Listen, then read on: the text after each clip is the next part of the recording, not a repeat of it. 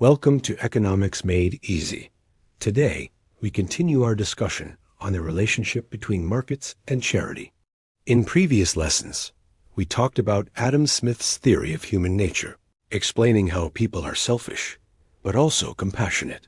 However, mere compassion is not enough, which is why markets are needed to supplement it. We also discussed the story of the pencil, illustrating how a pencil is created through the efforts of thousands of people. So, how do market forces compare to charity when it comes to solving social issues? Let me introduce a book titled The White Man's Burden by William Easterly, an economics professor at New York University, who worked as an economist at the World Bank for 16 years. As you may know, the World Bank is no ordinary bank.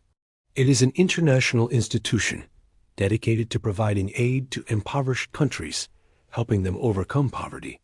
How successful has this poverty alleviation organization been? Actually, not very successful. In his book, Easterly mentions that over the past 50 years, the West has sent $2.3 trillion in aid to Africa. But it has failed to achieve something as simple as providing every child with 12 cents to reduce the number of deaths from malaria by half. In other words, if $2.3 trillion had been spent ensuring every child received a 12-cent vaccine, malaria deaths could have been halved, but this goal wasn't achieved. Moreover, if just $3 per person had reached the hands of women, the number of child deaths could have been halved, but that didn't happen either. If every household had received $3 to buy mosquito nets, many diseases could have been avoided. Yet this didn't happen either. On July 16, 2005, the US and the UK successfully distributed 9 million copies of Harry Potter to readers. Bookstores never ran out of stock, and if there was a shortage, it was quickly replenished. No Marshall Plan was needed for Harry Potter. It just happened. When I read this part, I felt deeply moved because, on that exact day, I was in the US. That evening, we rushed to the bookstore to try and get the latest Harry Potter book at midnight. When we arrived, the store was packed with people waiting for the clock to strike 12 to buy the new release. We quickly realized the line was too long, so we left. The next day, at 10 a.m., we returned to the store. The crowd had disappeared, and everyone who had queued the previous night had already gotten their books. The shelves were full, and we could buy as many as we wanted. By 2 p.m. that day, reviews of the book were already posted online. Someone had already finished reading it and posted a review. For something as trivial as entertainment, the Western world managed this task so efficiently. But for something as serious as saving children in Africa, the efficiency is so much lower. Why is that? Clearly, it's not a matter of stronger or weaker compassion. We certainly can't say that World Bank officials lack compassion, nor can we say that the publishers of Harry Potter are particularly compassionate, which is why they managed to do this efficiently. In fact, people's compassion is quite similar. As we discussed earlier with Adam Smith's theory of human nature, the difference is not in the strength of compassion, but in the contrast between charitable efforts and the mechanisms of commerce. In practice, there are at least 4 reasons why charity-based poverty alleviation often doesn't yield results. 1. Lack of feedback mechanisms. The most important difference is that markets have strong feedback mechanisms, while charitable efforts lack proper feedback mechanisms.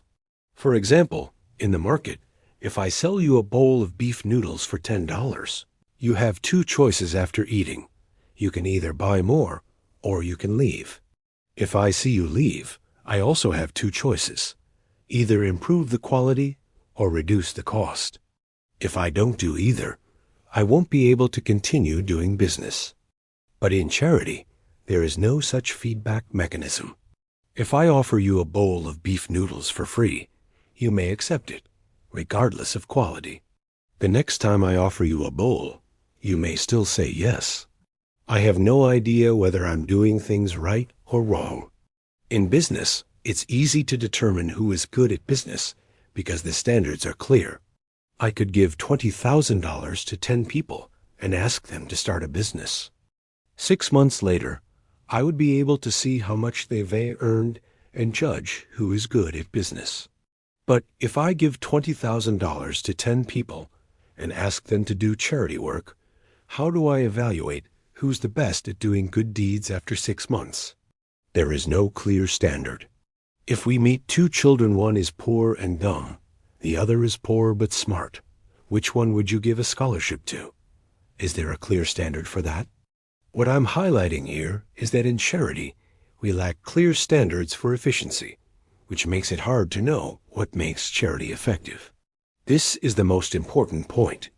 2. Principal-agent problem. Many people who are responsible for charity work are spending other people's money. When it's not their own money, their commitment and seriousness are often reduced. 3. Misallocation of resources. Much of the poverty in certain regions is caused by governments. Yet international aid organizations often give money to these very governments that are causing the local poverty. Relying on these governments for poverty alleviation could have counterproductive effects. 4. Welfare dependency. Continuous charity can lead to dependency, making people less willing to try to improve their own situations. What they focus on is how to receive continuous aid. Of course, poverty alleviation is a complex issue, and we will discuss it in more detail later. The key point today is that business is a very important tool for improving our welfare. When we look at the possessions we have, how much of it was produced by people who love us, and how much of it was produced by business people who don't know us, don't love us, and are simply trying to make money from us. The vast majority comes from the latter. Or, to put it another way, we rely every day on the charity of strangers that charity is commerce. Due to issues like a lack of feedback mechanisms, misallocation of resources, and welfare dependency, charity-based poverty alleviation often fails to meet expectations.